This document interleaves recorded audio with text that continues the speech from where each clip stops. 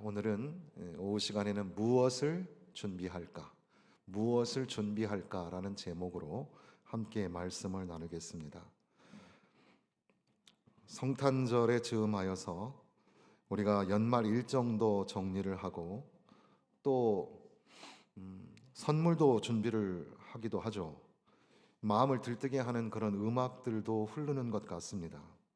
어느 순간 우리가 질문하기를 나는 성탄절을 준비하고 있는 걸까? 아니면 연말을 준비하고 있는 걸까? 성탄절을 준비한다는 것은 단지 기분 좋은 어떤 휴가 계절 그런 것을 맞이하는 것이 아니라 하나님이 인간의 육신이 되어 우리 가운데 오신 그 사건의 그 무거운 그 무게를 맞이하는 것일 텐데 그 무게를 견디는 준비는 온데간데 없고 화려한 불빛만으로 되어 있는 것은 아닌가. 결국 이 예수님의 오심과 다시 오심 사이에 성탄절을 맞이할 때마다 우리는 주님을 맞이하는 준비를 해야 할 텐데 무엇을 준비할까? 이것이 항상 우리 가운데 새겨 있어야 할 말씀입니다. 세례 요한은 그러나 크리스마스 시즌에는 맞지 않는 것 같은 분위기를 단번에 뒤집는 말씀을 하죠. 그게 바로 회개하라 천국이 가까웠느니라 하는 말씀입니다. 이 성탄절에 즈음하여 대림절 기간에 듣기에는 좀 거친 말씀이 아닐까. 왜 굳이 이 따가운 설교자를 성탄절에 앞두고 불러내는가? 그 이유가 본문에 있죠. 하나님 나라가 가까이 왔기 때문입니다. 하나님의 통치가 임할 때 가장 먼저 드러나는 것은 화려한 장식이 아니라 내면의 진실이기 때문에 그렇습니다. 회개는 진실 앞에 서는 일입니다. 회개가 결국 십자가의 사랑과 은혜로 우리를 데려가는 길임을 우리는 잊지 말아야 합니다. 세례 요한이 유대 광야에 나타났다고 합니다. 광야는 성경에서 단순한 지리적 배경이 아니죠. 광야는 늘 전환의 자리입니다. 이스라엘이 애굽의 노예 상태에서 해방되어 나왔을 때 그 다음에 만난 것이 광야였습니다. 광야에서 그들은 흔들렸고 넘어졌고 불평했고 반역했습니다. 그러나 동시에 광야에서 이스라엘 백성들은 하나님을 신뢰하는 법을 배웠습니다. 광야는 그런 자리입니다. 내가 의지하던 것들이 흔들려서 결국 하나님밖에는 볼 수 없는 자리가 광야인 거죠. 그래서 요한은 광야에서 외칩니다. 너희는 주의 길을 준비하라. 그가 오실 길을 곧게 하라. 길을 곧게 하라라는 것은 윤리적인 부족한 것들을 채우라 이런 말만은 아니죠. 삶의 방향을 다시 세우라는 그런 의미입니다. 내가 내 인생의 왕이 되어서 살던 길에서 이제는 하나님 나라의 왕을 맞이할 길로 방향을 돌려라 그런 말씀입니다. 사람들이 요한에게 나와서 죄를 고백하며 세례를 받습니다. 흥미로운 점은 중심 도시 예루살렘으로 들어간 것이 아니라 광야로 나갔다는 사실입니다. 권력이 있는 곳이 아니라 변두리에서 하나님의 나라의 소리가 울립니다. 사람들이 그 소리를 따라 움직입니다. 사람들은 다 알고 있었습니다. 겉으로는 괜찮아 보여도 마음 깊은 곳에 해결되지 않은 죄와 상처와 두려움이 있기 때문이죠. 세례 요한의 이 경고는 잔인해서 무서워서 듣는 게 아니라 정직해서 사람들을 끌어당기고 있었습니다. 요한이 던지는 핵심 메시지는 그거죠. 회개에 합당한 열매를 맺어라 라는 겁니다. 회개가 뭡니까? 회개는 죄책감이 아닙니다. 오늘 목사님께서 또 회개하라고 하시는 말씀이구나. 회개하라는 말을 들으면 어떻습니까, 여러분? 즉각적으로 우리 마음이 무거워지기 시작하면서 또 정죄를 해야 되는구나. 회개할 거리를 찾는 거죠. 나는 늘 부족한데 또 더해서 나의 부족한 점을 찾아내라는 뜻이구나.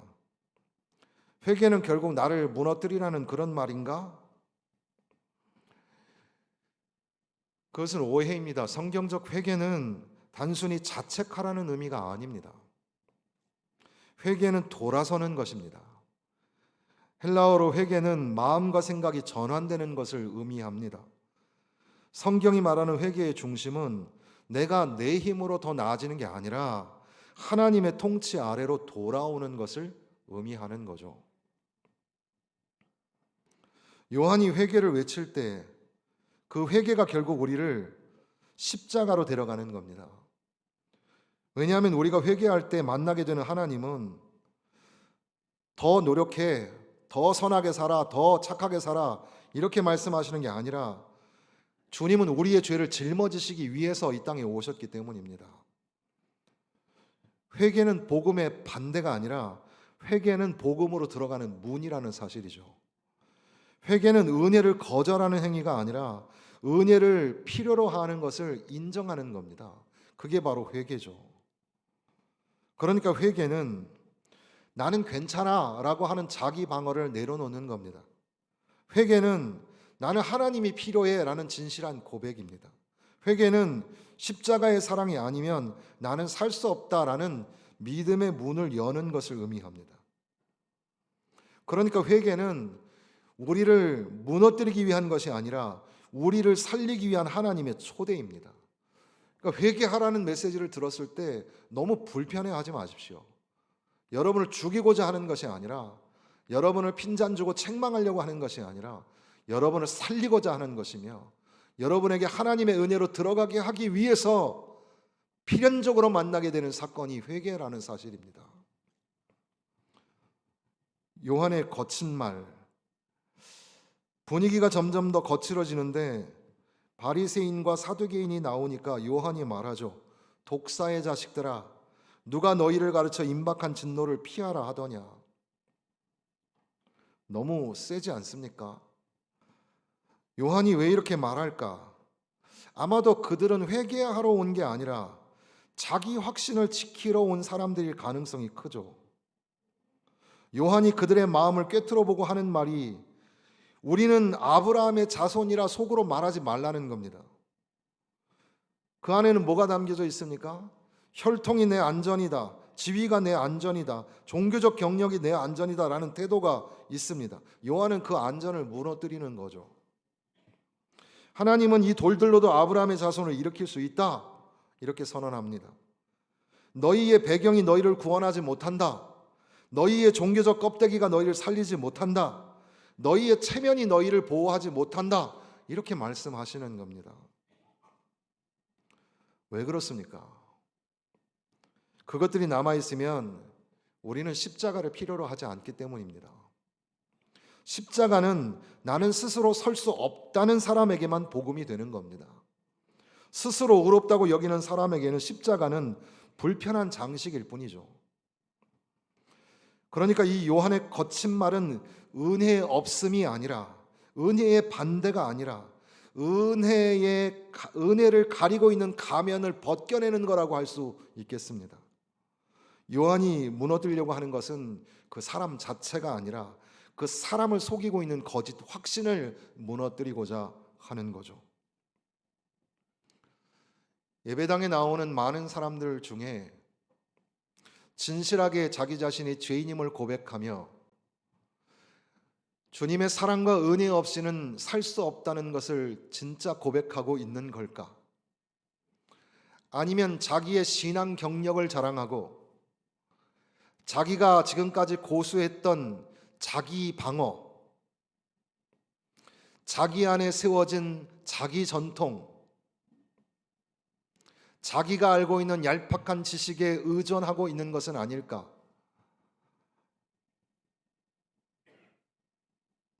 회개해야 합니다. 우리가 주님 전에 나오는 이유는 회개해야 되기 때문에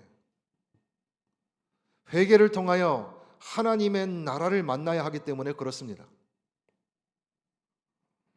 세례 요한은 회개에 합당한 열매를 맺으라고 합니다. 우리는 또 오해를 할 수 있겠죠. 열매를 맺어야 구원받는가? 그게 아니죠. 열매는 구원의 조건이 아니라 결과인 것을 우리는 압니다. 열매는 언제 생깁니까? 예수 그리스도의 십자가를 바라볼 때 생기는 겁니다. 은혜를 믿을 때 생기는 겁니다. 성령의 새 생명이 우리 안에 들어올 때 생기는 게 열매죠. 그러니까 우리가 착해지기 위해서 회개하라고 말하는 게 아닙니다. 하늘나라가 가까이 왔으니, 천국이 가까이 왔으니 왕을 맞이할 삶의 길을 정돈하라는 겁니다. 그리고 그 왕으로 오시는 분은 우리에게 심판을 하러 오시는 왕이 아니라 우리를 위해 자기 생명을 내어주시는 왕이라는 사실을 선포하고 있는 겁니다. 그러니까 누가 말한 것처럼 회개는 내가 하나님께로 가는 사다리가 아니라 하나님이 내게 오셨다는 사실을 받아들이는 자리입니다.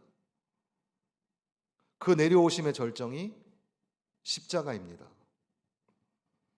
그 회개는 우리에게 이렇게 말하는 거죠. 주님, 내가 죄인입니다.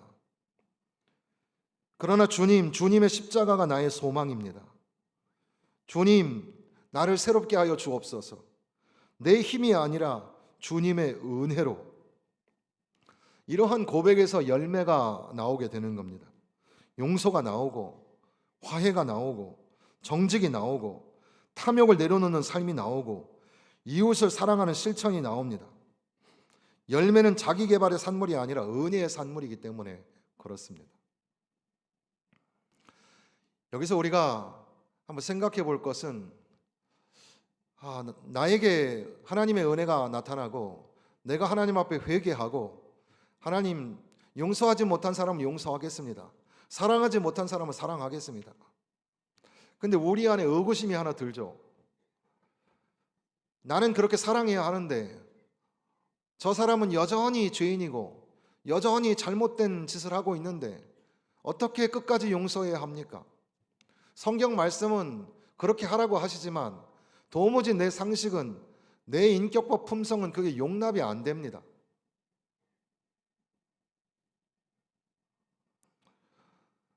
그 사람의 죄 문제까지 내가 끌어안아서는 안 됩니다. 여러분, 우리는 우리의 문제를 가지고 하나님 앞에 나아가는 겁니다.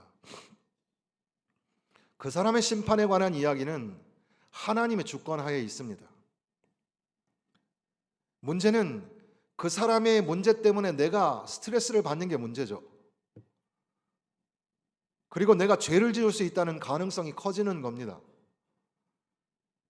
하나님 앞에 회개하며 나아간다는 것은 내가 주님 앞에 죄인이라는 사실을 인정하고 주님의 은혜, 십자가의 공로 없이는 살 수 없는 존재라는 사실을 고백하는 것입니다. 그리고 주님이 나를 용서하신 것처럼 나도 주님 앞에 형제와 자매를 사랑하고 용서하기를 결단하고 결심해 보는 겁니다. 그 사람하고는 별개입니다.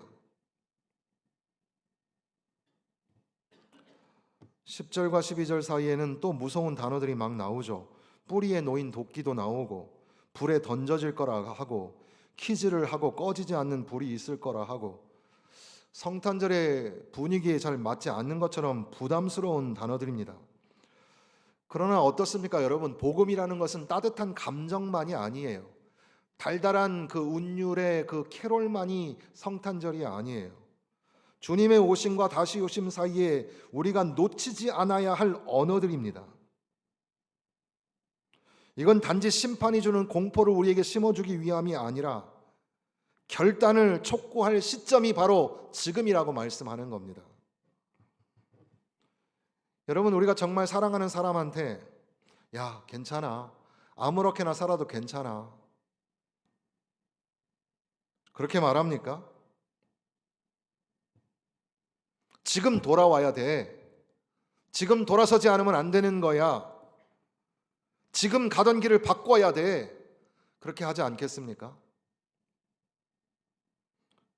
우리를 사랑하시는 주님께서는 우리에게 회개를 통하여 하나님의 놀라우신 은혜를 만나게 하시고자 하는 겁니다.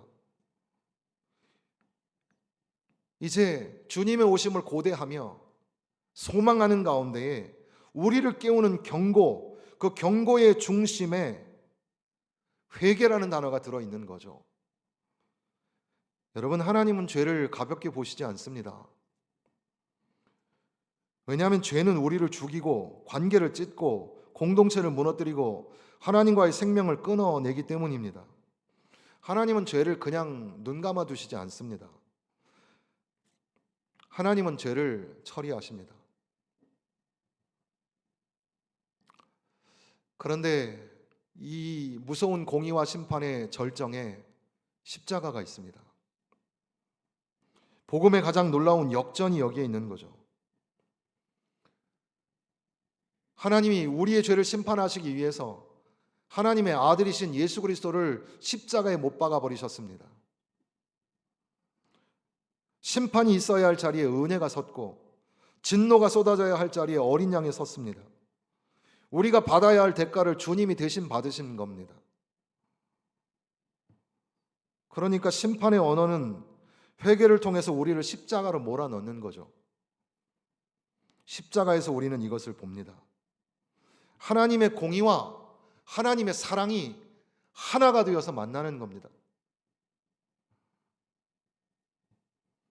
나는 물로 세례를 주지만 내 뒤에 오시는 이는 성령과 불로 세례를 주실 것이다.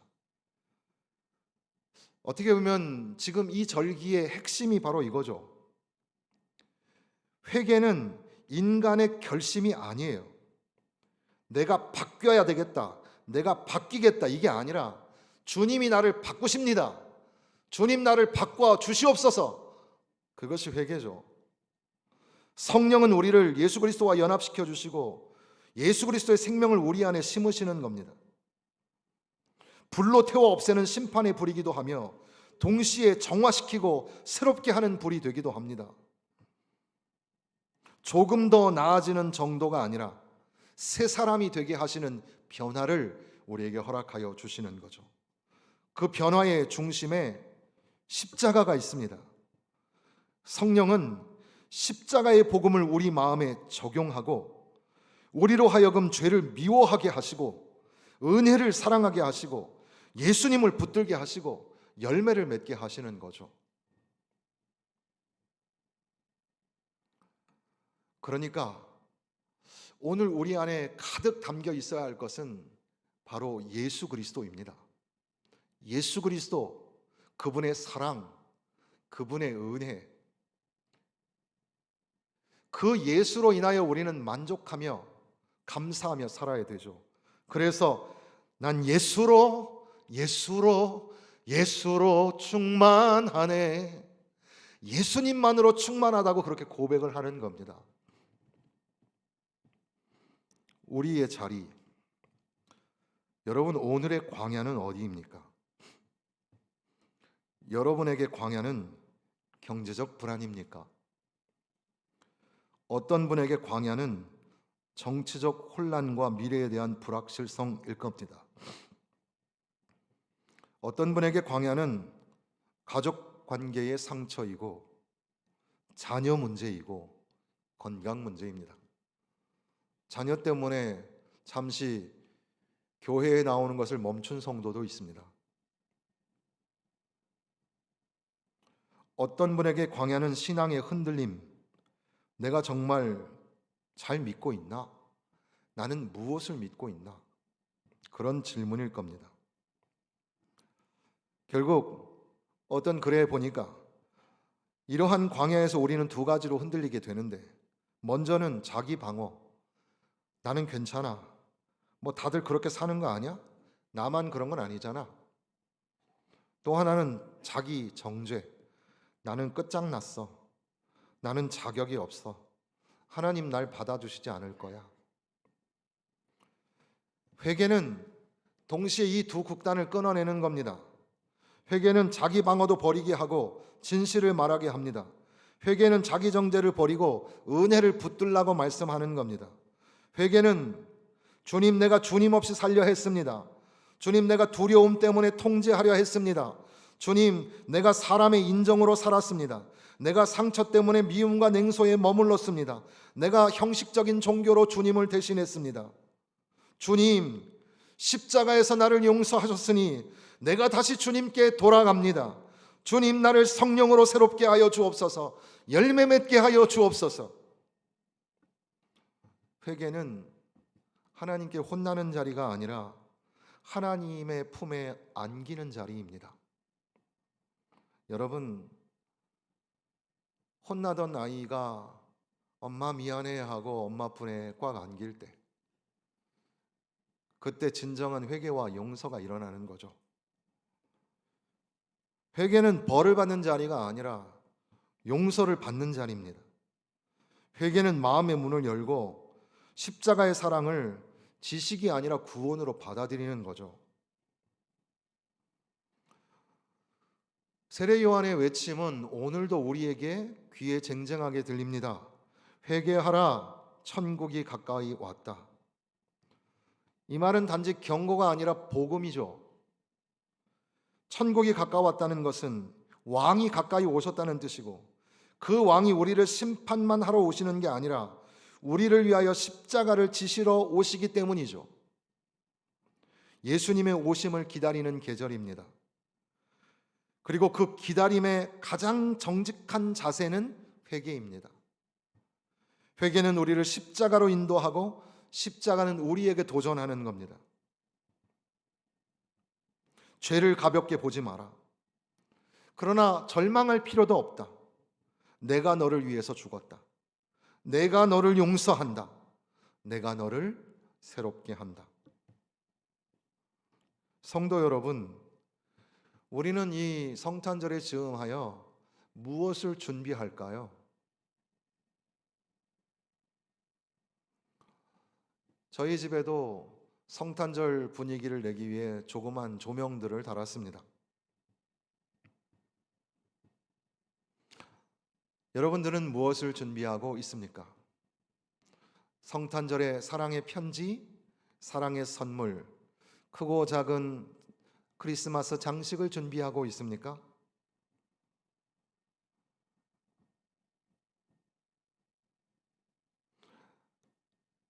그러한 모든 것들보다 앞서 준비해야 될 것은 여러분의 마음입니다.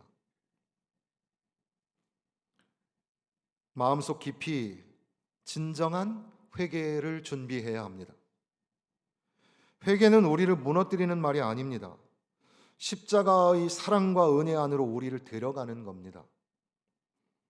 그러니까 오늘 우리는 주님 앞에 기도하기를, 주님, 내 길을 곧게 하여 주옵소서. 내 마음의 광야를 주님의 은혜로 채워 주옵소서. 십자가 사랑으로 나를 붙들어 주옵시고 성령으로 새롭게 하여 주옵소서. 회개에 합당한 열매를 맺게 하시고 하늘나라 천국이 가까이 왔음을 믿고 오늘도 예수로 충만하며 예수로 만족하며 예수로 소망을 삼으며 살게 하여 주옵소서. 아유, 저 사람이 회개해야지. 여러분, 오늘 회개를 준비해야 될 분은 바로 여러분입니다. 우리 기도하겠습니다.